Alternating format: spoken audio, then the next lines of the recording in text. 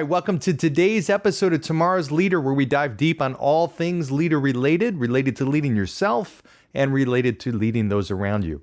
So today's episode is going to be part one of a two-part series, possibly a three-part series, depending on how much I talk and for how long, because I like to keep these short.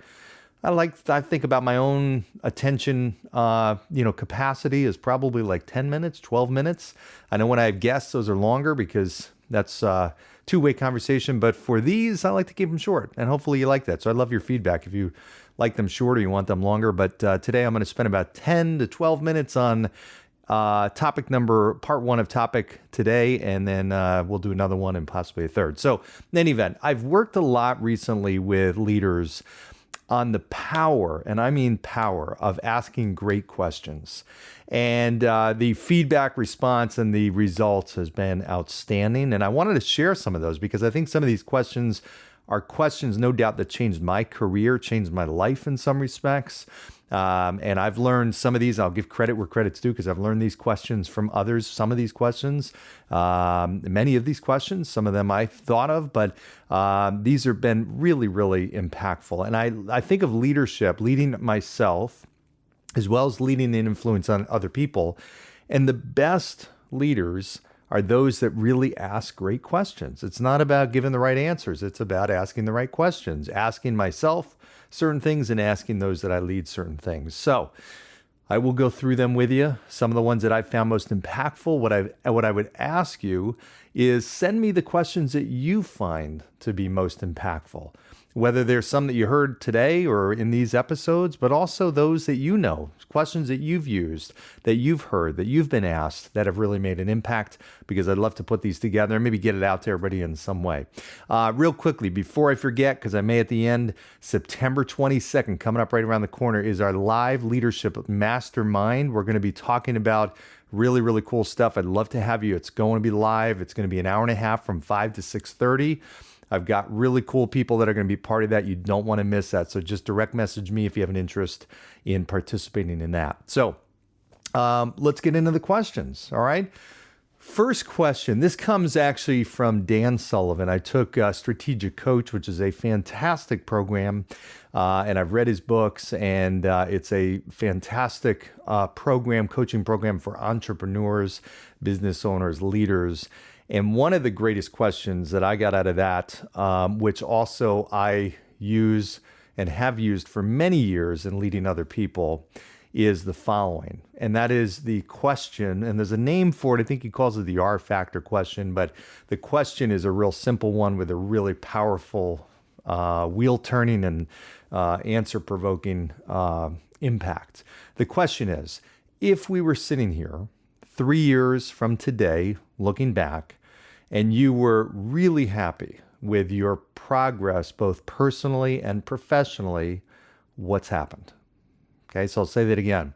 If we're sitting here 3 years from today, looking back, what would need to happen personally and professionally for you to be happy or ecstatic with your progress? Okay, think about that. That's great because most people haven't thought that far out. In reality, I find I ask that question, most people don't have an answer. It's one of those that has a long silent moment after the question, but it definitely gets the wheels turning. And I want you to think about that. So as I ask that question, sitting here 3 years from now, looking back, what would need to happen both personally and professionally for you to be really, really happy, if not ecstatic with your progress? Okay, think about that. Take some notes, write down some answers. But what a great way to position the creation of your vision. What would need to happen, and then to be able to back into what are the things that need to happen, okay, in the next year to be on track to that 3-year vision. What would need to happen over the next 6 months, maybe the next month? It's really easy to work backwards when you have that point in time. So that was question number one, courtesy of Dan Sullivan, Strategic Coach, one of my favorites of all time. Another question. This is another, I'll give credit, again, where credit's due. This was a great book I read called The One Thing by Gary Keller. And the one thing is the following, is a question. What is the one thing that you can do, such by doing it, everything else becomes either unnecessary or at least easier? So think about that. What's the one thing that you can do, such by doing it, everything else becomes either easier or unnecessary. Now, I've thought about this, and I've talked about this in other podcasts, where with my goals of my day, which are working out. I want to have a great workout. I want to drink a certain amount of water. I want to eat healthy. I want to be energized. I want to get enough sleep. What I found to make all those 5 or 6 things happen or even easier to do was that if I worked out in the morning as opposed to at night. That was the one thing for me with that category, those goals. That's the one thing that I need to do, that I know that if I worked out in the morning, I got my workout done. It was a good workout. I had more energy for the day. I definitely had a higher likelihood of drinking more water. I definitely ate better because I felt like a little more obligated to do it. And I got better sleep. Without a doubt, I was more tired at the end of the day. So that one thing was the answer. Working out in the morning for that. But think about it for your business. Maybe you're trying to market your business. Maybe you're trying to advance your career. You're trying to get that promotion. What's the one thing that you could do that would make that more likely and everything else either unnecessary or easier? If you're trying to make your relationship better, what's the one thing that I could do today that might make everything else a little easier or even unnecessary? Is there just one thing that you can think of? And I know there is, that can help impact your health, your finances, your business, your relationships, whatever category of life you're thinking about. That's a great question, and it is a great book, The One Thing by Gary Keller. Okay, that's question number 2. So let's go on to question number 3. Here's a great one. And I'm going to give a little credit to Brian Tracy, who I was studied him years and years ago. And this was a part of his question that I morphed a little bit, but it's similar. And that is, if you had 0 chance of failure, what would you do? Simple question, right? If you had 0 chance of failure, what would you do? That's a great question to pose for yourself just about in general with life. What would you be doing if you knew that success was imminent, that you knew that you were going to be successful? Failure was impossible. What would you do? But think about that from a business standpoint. Can a leader ask that question and have it open up all kinds of different possibilities? Let's face the facts that fear is the one thing that prevents us from doing things and going in new directions. Well, if we took that out and there was no fear of failure, we'd probably do things a lot differently. So if I can identify that and say, yeah, that's the path I would definitely go down, and it is fear of failure that's preventing me, at least now I can make some better decisions as to, hey, you know what, is that really fear of failure, or is it some other kind of fear, or is there some way that I can overcome that so I can still go down that road? It's a lot easier to go down that road if you can kind of contain that to that type of fear. So really, really interesting question. All right, question number 4. You've heard me talk about the fact, last week or a couple weeks ago, I did an episode on the dumbest rules that hold back organizations. And I've seen, and thank you, by the way, some of you have sent me some additional ones, which I love. I'll compile them and I'll try and do a part 2 of that. But here's a great question. What rules should we be breaking? So as a leader, try asking that question to your team. What rules should we be breaking? So what it helps to do is really think through, okay, what are the rules that we're kind of abiding by? And are they just the same old way we've done things? Or are they legitimate rules that are in there for a purpose? Most of the time, I find rules slow organizations down and hold them back from big growth. And I'll give you an example. I just think about, I was having a conversation with my son about golf. And we're golfing recently, we're talking about golf etiquette. And we're talking about situations where professional golfers have actually won a tournament and lost the tournament by a technicality. So they might have had their caddy fill out the scorecard, and they signed it, which is attesting to the fact that that's accurate, but there was actually an error. Maybe it was off by a stroke. And technically they won the tournament, but they ended up losing because they signed an incorrect scorecard. And my son's question was, well, that's dumb. That's so stupid. Well, who came up with that rule? I'm like, I don't know. Golf is a really old sport, and that's just a rule that they've had forever. Well, maybe it is a dumb rule. I mean, now you've got TV, you've got, sportscasters that are covering golf tournaments. I mean, it's a little bit easier to verify a score. Maybe back, 100 years ago or even 50 years ago, that was a little more necessary. I don't know. Do they just have that rule because it's always been there? And I remember going to a golf course, a very prominent country club in Massachusetts. And my friend had been on this waiting list for this golf course for like, I think it was 6 years.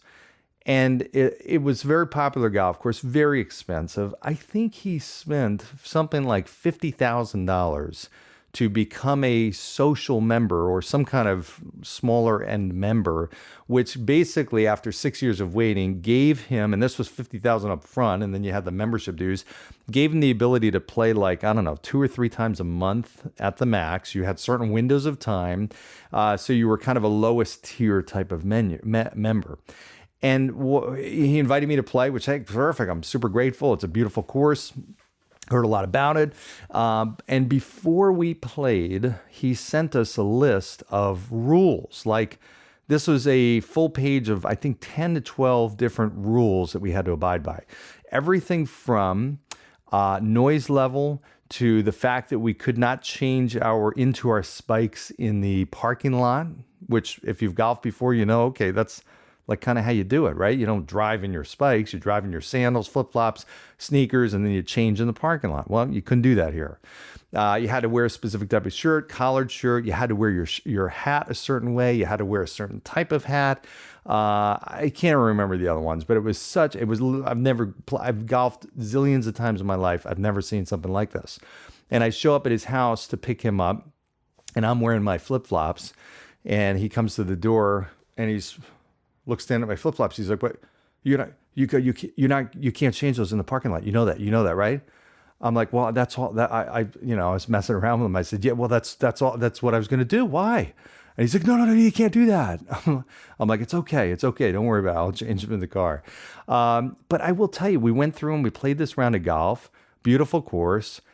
It was, and I will honestly say, it was the most unfun round of golf I have ever played in my entire life, because we had all these rules and he was paranoid and it was so anxious and stressful and just, it wasn't fun. It totally took the objective out of the game. And the objective of golf is to have fun, relax, right? People do it to relax. This was the most uptight round of golf I've ever had. And then we got in we ended up getting in the clubhouse having lunch afterwards, and we happened to be breaking another rule. And the waiter came up. The waiter actually came up to my friend and he said, "Excuse me, Mr. So-and-so, the women over there have asked that you and your guests remove your hats." And my friend, to his credit, said, No. I went to remove it. I'm like, "Hey, well, I'm sorry, man. I don't want to get you in trouble." And he's like, No. You keep your hat on, man. I pay to come here. We're keeping our hat on." And he pushed back on that, again, dumb rule. So anyway, long answer. I know I digress here, but what rules should we be breaking? More times than not, rules can be dumb. They can slow you down, weight you down, prevent your creative thinking. Which rules do we need to be breaking today? Okay, that's question number 4. Question number 5, here's a great one too.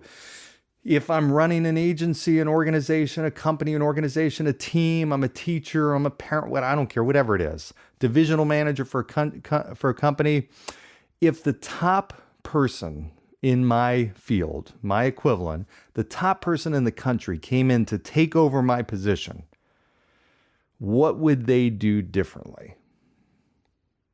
I used to think about this a lot. So if I was running an office, 100 offices in the country, if the top office manager or vice president or divisional lead or whatever it is, if they were to come in, if I'm a coach of a team, if they were to come in, the best one in the country, what would they do differently? It's a great thought. Hey, you know what? It made me think through personnel. Hey, who would they keep? Who would they not keep? What strategies would they go with? What would they totally change? What, real estate changes would they make? What policy changes? What marketing initiatives would they do? How would they change the culture? Everything. It was awesome. And I always used to go through that exercise, and it would inevitably bring about 1 or 2 good ideas that I didn't think about, just because I kind of put myself in a different persona of coming in as an outsider looking at my organization. You have to fight that staleness. Leaders sometimes get into it where, hey, we're trucking along, we're just bobbing and weaving. We're doing our thing, whatever. Well, no, you got to shake it up, right? You got to look as an outsider. If you were coming in to take over your own place and inject it with a whole new attitude and a whole new growth trajectory, what would you do? What would happen? Okay, great question. All right, last one I'll leave you with for today for part 1. This is a great one. I use this all the time. Anytime I find that people, when they are going on a phone call, going into a meeting with a prospect or a client, or they're running a meeting as a leader, or they're doing a presentation as a speaker, whatever the case is, sometimes they don't have a clear idea of what their objective is. So I will give you this in 2 parts. One is I will always ask somebody I'm working with, okay, what's the desired outcome here? If we're going into a call, what's our objective? I don't want to just go through a call and just shoot the shit. I don't want to that's fine. If we want to do that, I'll meet you out somewhere. We'll grab beer. But I want to, what is the objective? If we're spending time together and we're having a meeting or whatever, what is the desired outcome? You'd be surprised at how many people don't know this. I take it a step further. So anytime I'm doing a presentation, some of you have heard me say this, I use think, feel, do. And I got this from my good friend, Peter Velarde. Think, feel, do, which is by the end of my presentation, what do I want my audience thinking? How do I want them feeling? And what do I want them doing? Okay, again, I'll say that. What do I want them thinking? How do I want them feeling? And what do I want them doing? It is outstanding. I'll usually write that down. Well, this presentation, I want them thinking that leadership is learnable. And these complex Fortune 50 strategies in leadership I can apply to my own life in a really simple, easy way. Great. I want them feeling optimistic and hopeful and engaged and excited. What do I want them doing? I want them to schedule some time with me, or I want them to implement rule number 1, 2, number 3. With this, what do I want you thinking? I want you thinking, wow, there's a lot of power in asking the right questions. Not about always asking a ton of questions. It's not about doing the talking. It's asking 1 or 2 really powerful questions. This is pretty cool. Maybe I can learn this. Let me take one of these and try it. What do I want you feeling? Wow, this is really cool. I like this. It's interesting. It's helpful. I can't wait to the next podcast. Really cool. What do I want you doing? I want you trying it. Use it. Give me feedback. Okay, and we'll end on that note for part 1. What else do I want you doing? Liking, subscribing, share this, give me comments, and September 22nd, attend the live Leadership Mastermind. Be my guest, 5 to 6:30 p.m. I guarantee it will be a worthwhile use of your time. Just direct message me for information. I'll tell you the login, all that kind of good stuff. And for now, have a great day. Stay tuned for part 2. Thanks, everybody.